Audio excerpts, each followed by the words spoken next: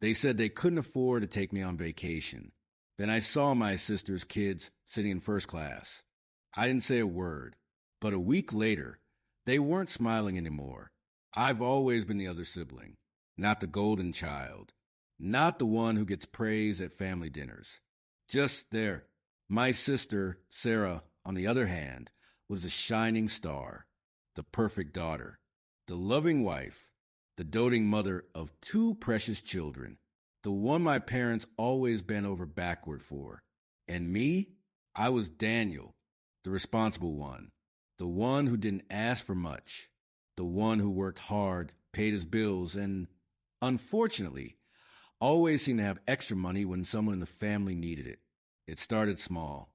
Danny, could you help with the electricity bill this month? My mom had asked once. Your father and I are a little tight. I had just started my first real job, and I was happy to help. Then my sister needed a little help too. Liam needs braces, and it's just so expensive. I wouldn't ask, but I know you're doing well. She sighed over the phone. And so it went, helping with bills, covering unexpected repairs, chipping in for my niece and nephew's school supplies. You're so lucky, Danny, my mom would say with a smile.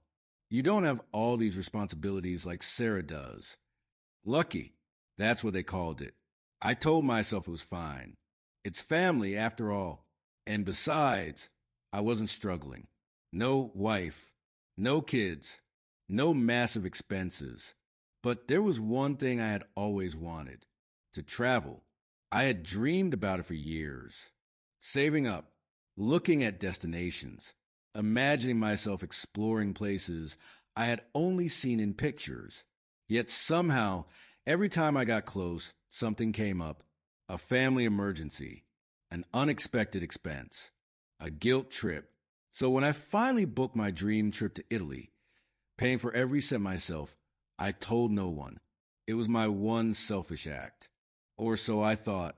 I was at the airport, waiting in the economy boarding line, feeling that mix of nervous excitement and exhaustion that comes with international travel. Then I heard my sister's voice. No, Liam, put your backpack down. The seats are huge. You don't need all that stuff. I turned my head and my breath caught in my throat. Sarah, my niece and nephew, my parents, all standing in the priority boarding line, laughing, relaxed, wearing matching vacation outfits. First class. For a second, I thought I had lost my mind. My parents, who couldn't afford a trip for me. My sister, who always claimed they were struggling. I took a slow breath. Maybe they saved up for this. Maybe it was some kind of miracle.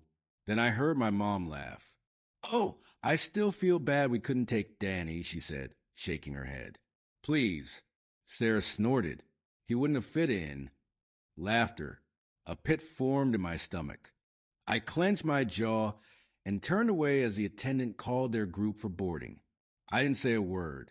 I just watched them walk into first class, completely unaware that I had seen everything. And in that moment, something inside me changed. I didn't text them. I didn't call. For the first time in my life, I let the silence sit. Normally, I was the one checking in, the one asking if they needed anything, the one making sure my parents weren't struggling. But this time, nothing, and it felt good. My trip to Italy was everything I had dreamed of, walking through ancient streets, drinking espresso at tiny cafes, standing in front of the Colosseum, knowing I had made this happen for myself. I should have been happy, and I was. But at night, when I sat on my hotel balcony watching the city lights flicker, I kept replaying that moment at the airport. He wouldn't have fit in. The words echoed in my head, scratching at something deep inside me. It wasn't even about the money. Not really. It was the realization that my family never saw me as one of them. They had been laughing at me. I wasn't their priority. I wasn't even an afterthought. I landed back home a week later, and that's when the calls started. First, it was my mom. Hey, sweetheart, how was your trip? Her voice was overly cheerful, like she was trying too hard. It was great, I said flatly. Oh, good, good. Listen, your dad and I were wondering if you could help us out this month. Just a little extra for groceries. You know how things are. I let the silence stretch between us. Then I laughed. It wasn't planned. It just slipped out, sharp and bitter. Groceries? I repeated. You mean like the ones you bought on your way back from first class?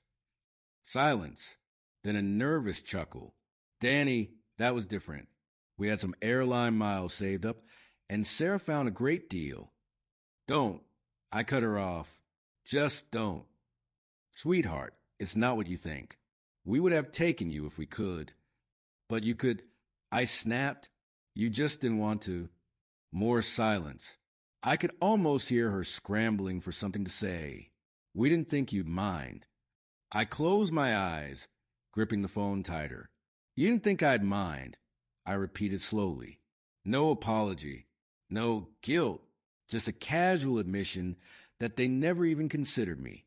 That was the moment I decided no more bills, no more helping out, no more being forgotten son who existed only to make their lives easier. 2 days later, my sister called. I almost didn't answer, but curiosity got the better of me. What do you want, Sarah? I said instead of hello.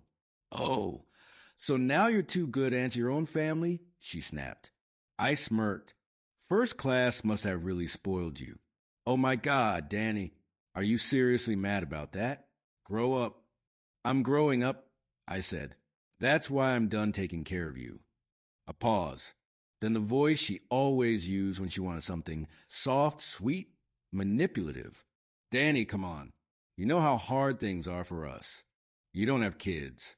You don't have real expenses. It's different for you, right? And yet, I said, I still paid for Liam's soccer fees last month. Well, yeah, because you always do, she said like it was obvious, like it was my job. Not anymore, I said, simply. Another pause. Then she laughed. Oh my God, she scoffed. You're actually serious? W, you were such a selfish little. I hung up. For the first time in my life, I felt free. The silence didn't last long.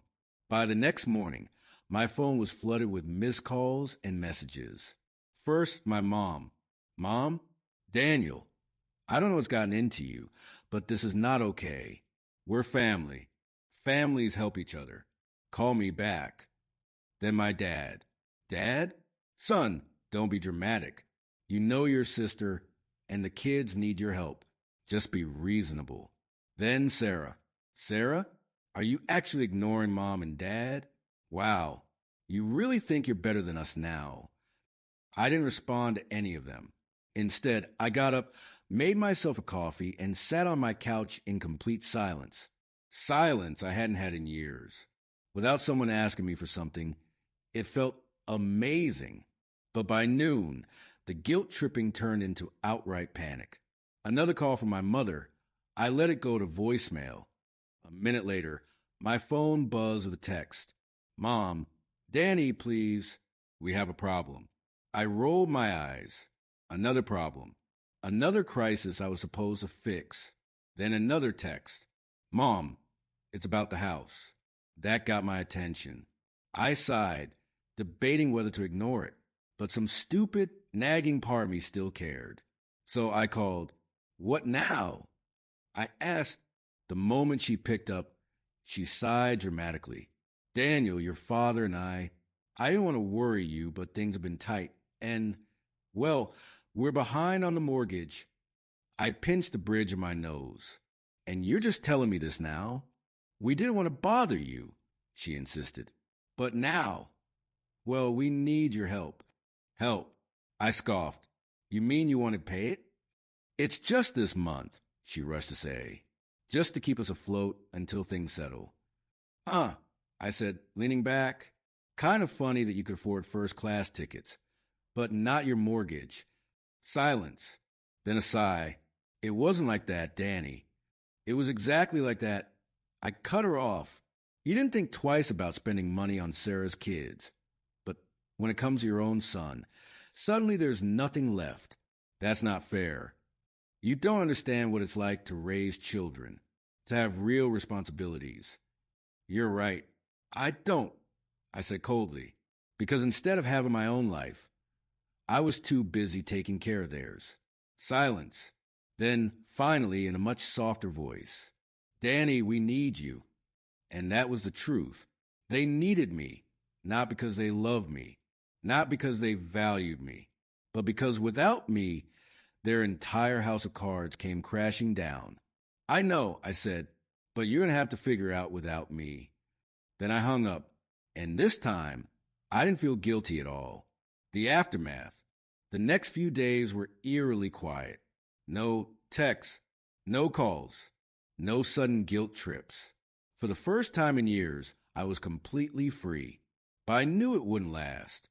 Sure enough, on the third day, my sister showed up at my apartment. I heard the knocking before I even looked at my phone. Sarah opened the door. I took my time getting up. I wasn't in a hurry to deal with her. When I finally opened it, Sarah barged in without waiting for an invitation. "What is wrong with you?" she hissed, slamming her purse onto my kitchen counter. "Excuse me?" I raised an eyebrow. "You know exactly what I'm talking about," she snapped. "Mom is losing her mind. Dad is freaking out, and now I'm stuck dealing with all of it because you decided to have a..." I crossed my arms. "You mean you're finally dealing with it for once?" She rolled her eyes. "Oh my God, don't be so dramatic. You know they need help.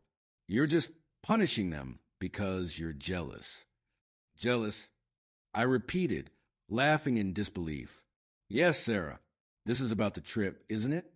You're mad because we didn't invite you, and now you're throwing a fit." I shook my head. "You really don't get it, do you?"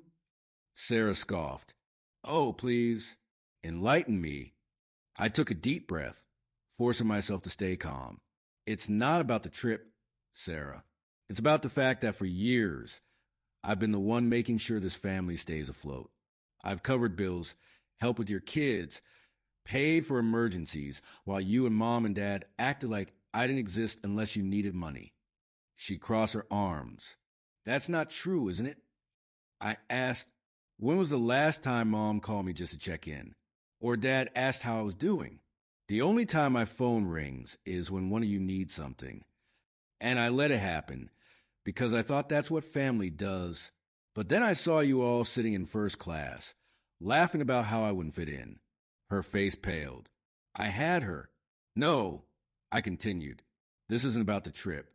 This is about me realizing for the first time that I was never part of this family. I was just your safety net. And I'm done being that." Sarah's mouth opened and closed, but no words came out. For the first time, she had no comeback. Finally, she grabbed her purse. "Fine," she said slyly. "Do whatever you want. But don't come crawling back when you realize what mistake you've made." I smiled. "Don't worry," I said. "I won't." She slammed the door on her way out, and for the first time in my life, I felt free. After Sarah's dramatic exit, I braced myself for the next round. My parents weren't the type to let things go easily, and I knew they'd try something soon. Sure enough, the next day, my phone lit up with a message from my dad. "Dad, Daniel, come over for dinner Sunday. We need to talk." I almost laughed. "We need to talk" was family code for "we need you to do something for us, and you're going to say yes." I had fallen for it so many times before. Not this time. I'm busy. A minute later, my phone rang. I sighed, answering only out of curiosity. "Daniel." My dad started, his voice firm but trying to sound reasonable. "Enough is enough. You're acting childish." "Am I?" I said, leaning back on my couch. Because from where I'm sitting, I'm the only one acting like an adult. A pause. Then he sighed. "Son, you're making this harder than it needs to be. We're family. Families don't abandon each other." "Abandoned?" I repeated. "You mean like how you abandoned me at the airport?" Another pause. "That's not fair," he said finally. "We didn't mean anything by that." "Maybe not," I said, "but you did not mean it either." Silence. Then the shift. Look, your mother is very upset. She's been crying over this.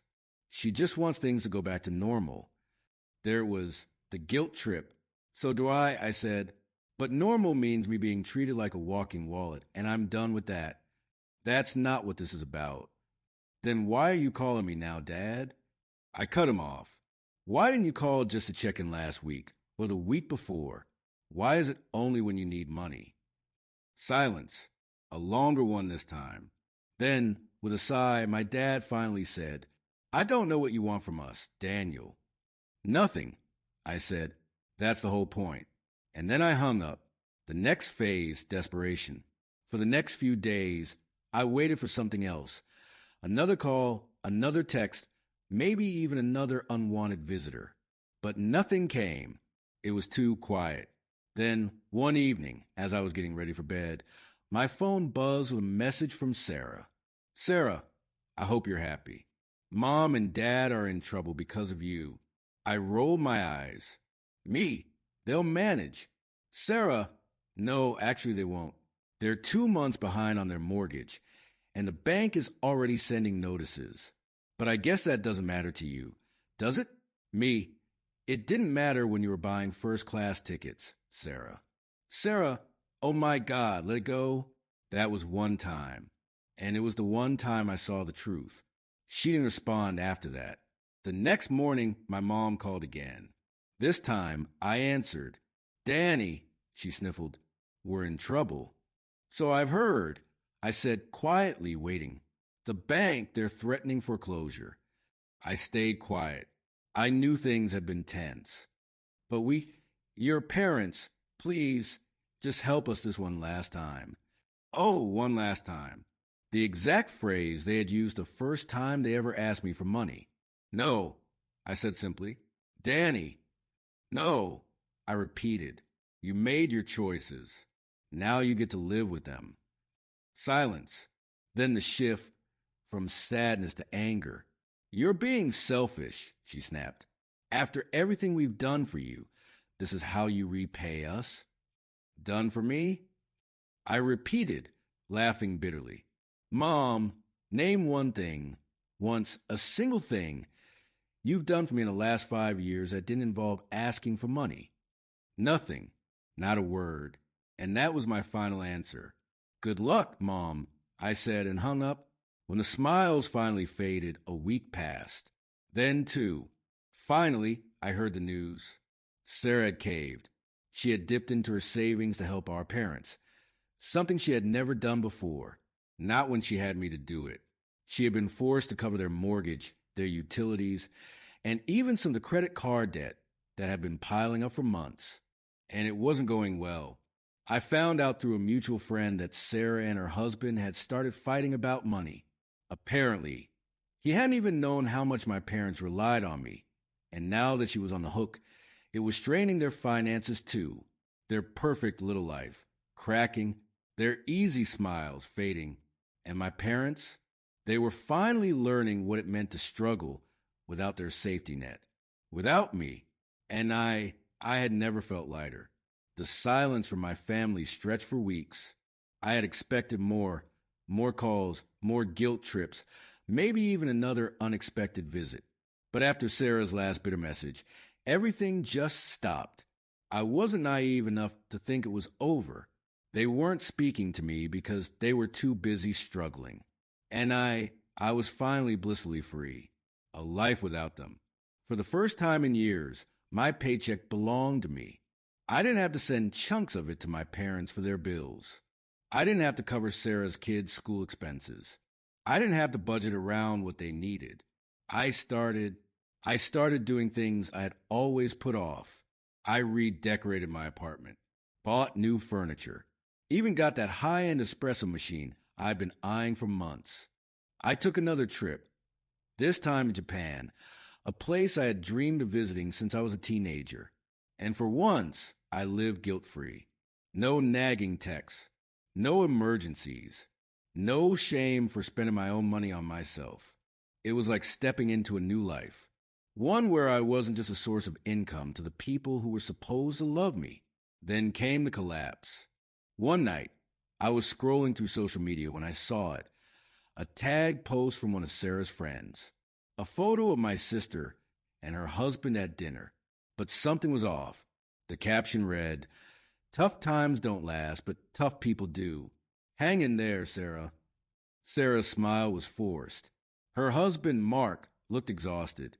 They both looked like they had aged in just a few weeks. Curious, I clicked through to Sarah's page. Her usual flood of happy family photos had dried up. No beach trips. No lavish birthday parties for the kids. No bragging about her perfect life. Just silence. I raised an eyebrow. Then I got a message from an unexpected source. Kelly, one of Sarah's friends. "Kelly, hey Danny, I don't know if I should be reaching out, but I thought you should know. Things are bad at home for them." I hesitated, my fingers hovering over the screen. "Me? Why are you telling me this?" "Kelly, because I know how much you did for them, and now that you've stopped, well, it's all falling apart."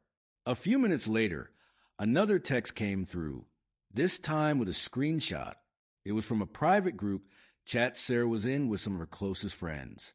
I saw exactly what my sister had been saying about me. "Sarah, Danny is such a fool.